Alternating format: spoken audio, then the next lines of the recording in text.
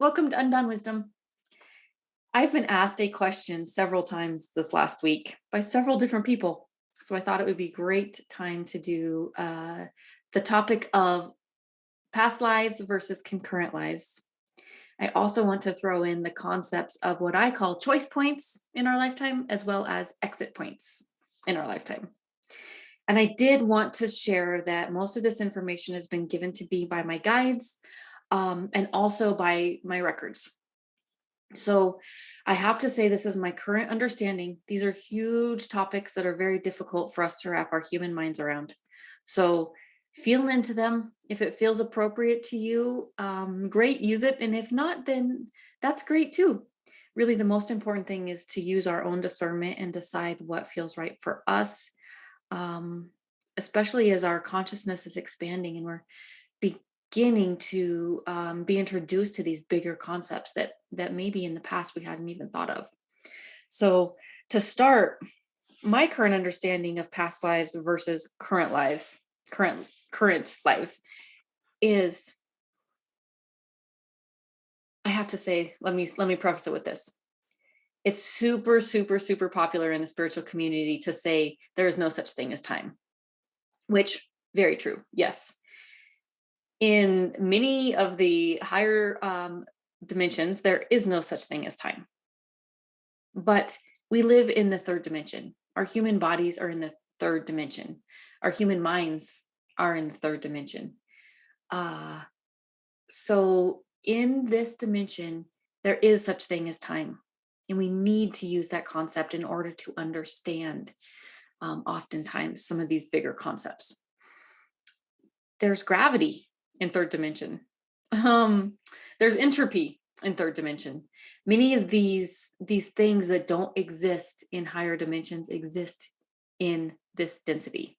So I feel like it to understand these bigger concepts is really important to acknowledge that sometimes our human minds have to think in a linear fashion as far as time is concerned.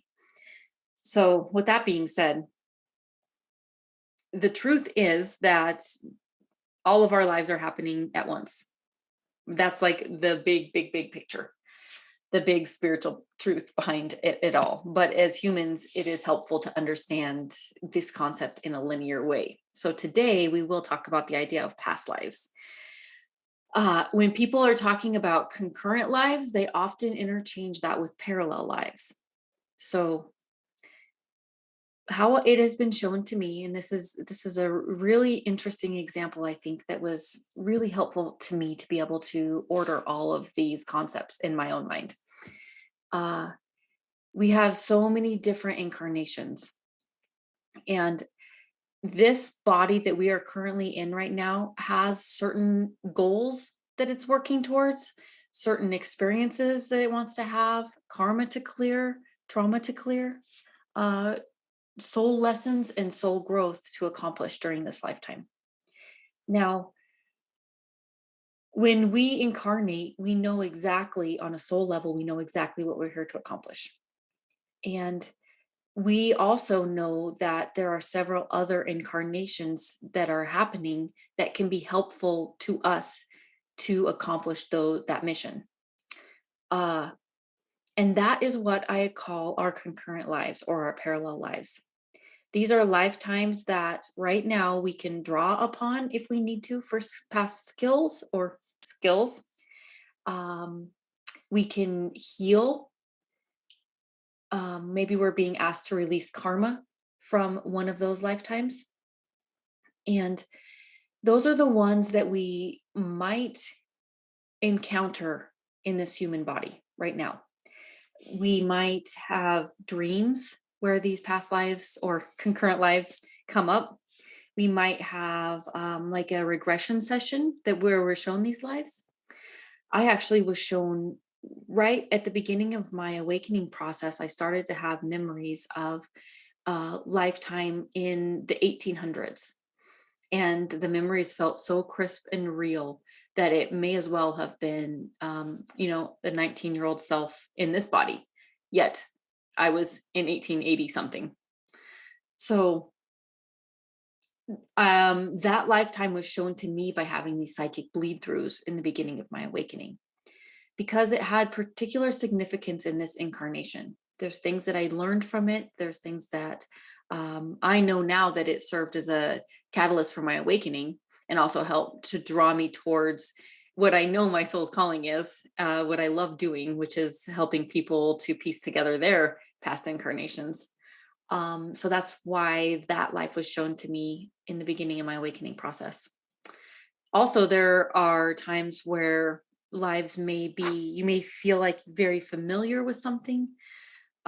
Maybe there's a place that you feel super drawn to, or a time period that you're super drawn to. And that's just an indication that that might be a concurrent, what I would call concurrent or parallel life going on.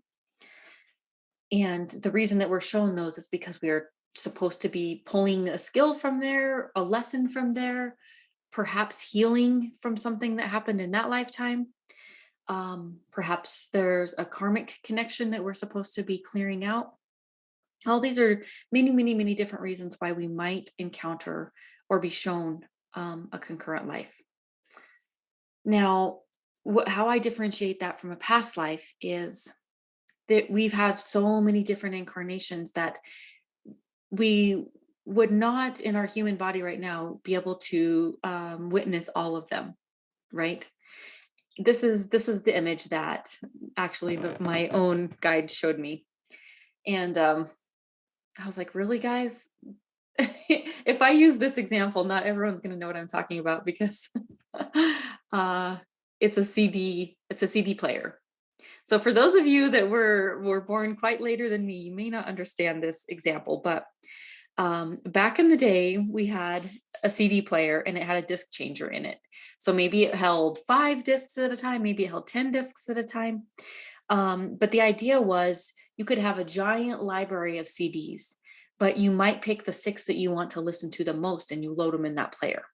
And then you can change the disc as you go. You can listen to those 6 or 10, whatever, the most, because they're already loaded in the player. So it's just quite convenient that way.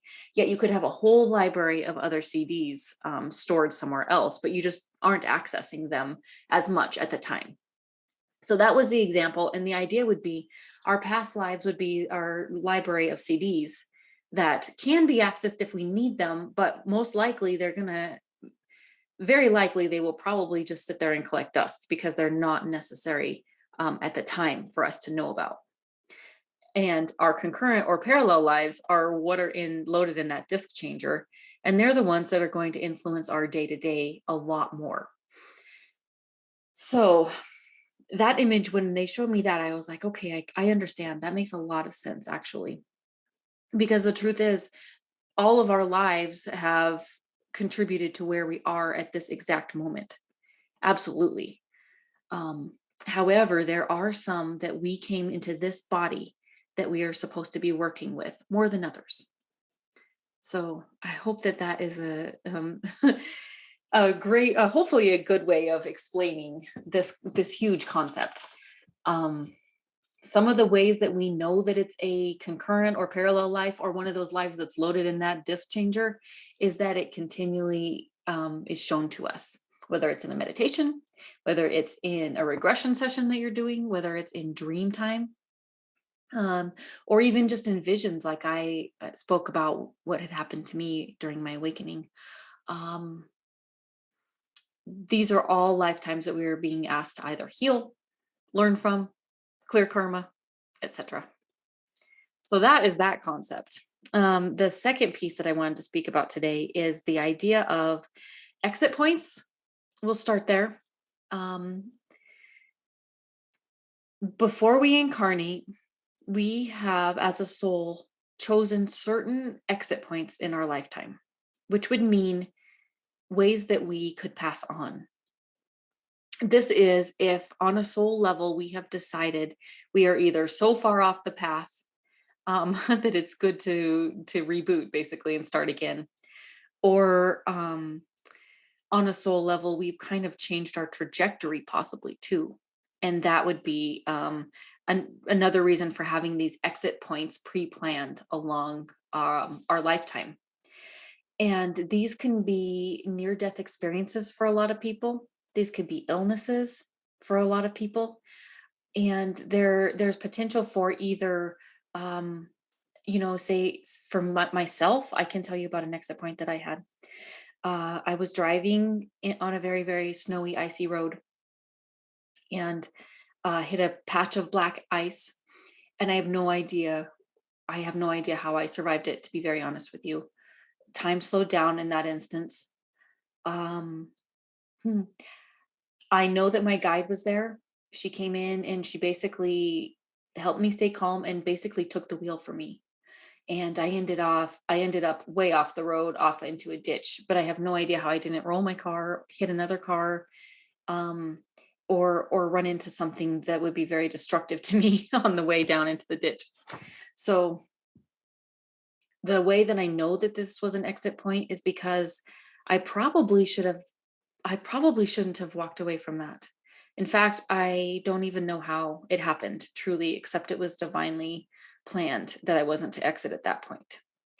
And the interesting thing about this is that as I made it home, my husband was concerned because he understood that the whole road had been closed for several hours because of a very catastrophic accident that actually claimed a lot of lives. So, at the same time that I was driving down the road, it was supposed to have been closed because there was a giant pileup and a lot of people sadly did die. Somehow I can't explain it except it was completely divinely timed. I know it was an exit point, and for on a soul level, I decided that it wasn't time to go yet. So a lot of people have stories like this, though. So many people do, and we just know that um, it's set there as an option for us to exit. But if we decide that it's not our time to go, then we stay, right? That's my current understanding of them. There's way too many stories that I've listened to that are very similar for me to discount this as a possibility. So exit points is the second concept. Third concept I wanted to talk today about is choice points, what I call choice points. And these are points in our life that are basically fated. They are certain meetings that we might have with other people, certain events that we are going to do no matter what. Um, and it's almost like no matter what decisions we make during our lifetime, we're going to be redirected back towards that. So I want to read you a little bit up that I actually uncovered out of my records that might explain it a little bit further. Choice points are predetermined meetings, events, or circumstances which will steer you in the direction your soul wishes to go in order to expand in this lifetime. All roads lead to Rome, so to speak, but you can have free will choice to choose which road you jump on. Some roads are easier, quicker, and richer in experiences than others. Oftentimes, the highest path does not feel like the easiest path at the time. So, understanding that there is not solely one correct path. When we know this, it removes some of the suffering inherent with our decision making. It makes it easier to live in the present moment. And it is a means for developing a state of deeper surrender in our day to day life. Surrender, which will bring peace, joy, and creative expansion to our day, will help us to live in flow, practice greater allowance, and we will witness even more magic in our life.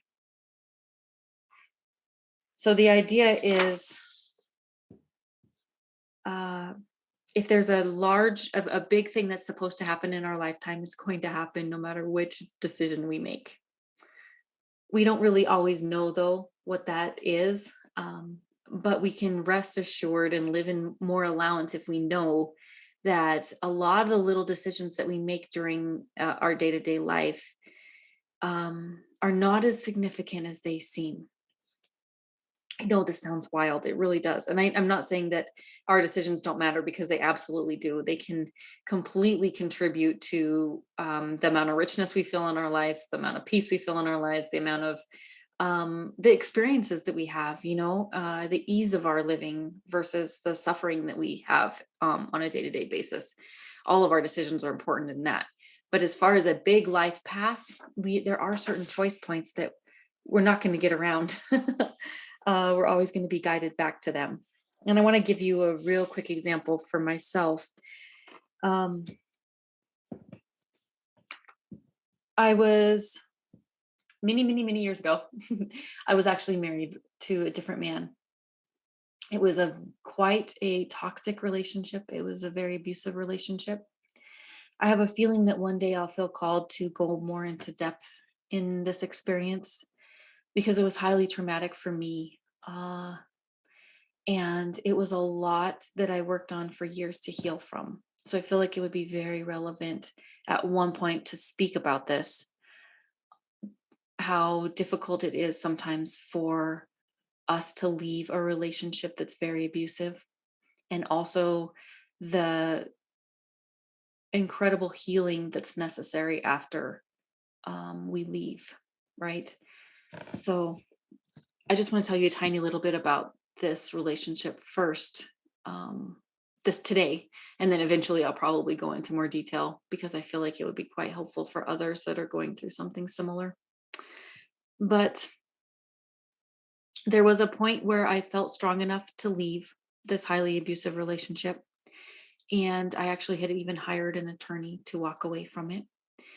Um, at one point, though, I became frightened and I ended up staying. Uh, and then again, I was at the time living, I was living on the East Coast at that time. And several years later, I worked up the courage again to hire another attorney. And this time went through with a divorce and was able to free myself and my two small children from a very abusive situation. Now, what I've been shown very recently is um, in a dream state, I've had several dreams that are following a storyline. Mine, several, maybe 10. They're very vivid. They're quite lucid, not like a usual dream. So we know when that happens, we know that there's more communication going on from other realms in our dream space. So very lucid, very, very vivid, clearly a different version of myself.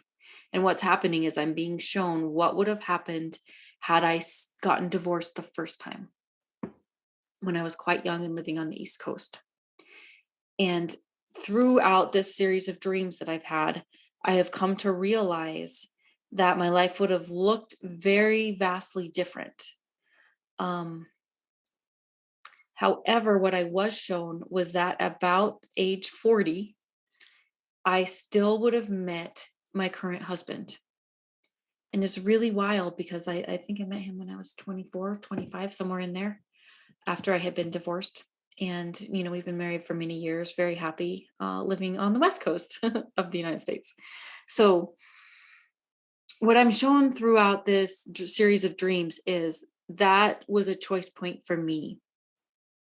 The decision to either get divorced the first time or not get divorced the first time. It was a choice point for me. And it doesn't really matter whether I took that or didn't take that, because in the end, I still ended up with the same partner who I know is divinely appointed. I know that we are meant to be together. I know that there's a soul contract involved with our marriage. So no matter whether I had decided to get divorced the first time or many, many, many years later, I still ended up with the same partner. And I use that as an example because for me, it was very freeing to find that out, because there were times where I thought I wish that I would have gotten divorced sooner the first time. I wish I would have been able to have the strength to walk away sooner. But in the end, I still ended up where I meant to be. Whether I did it at the one point, which might have made things easier in some ways.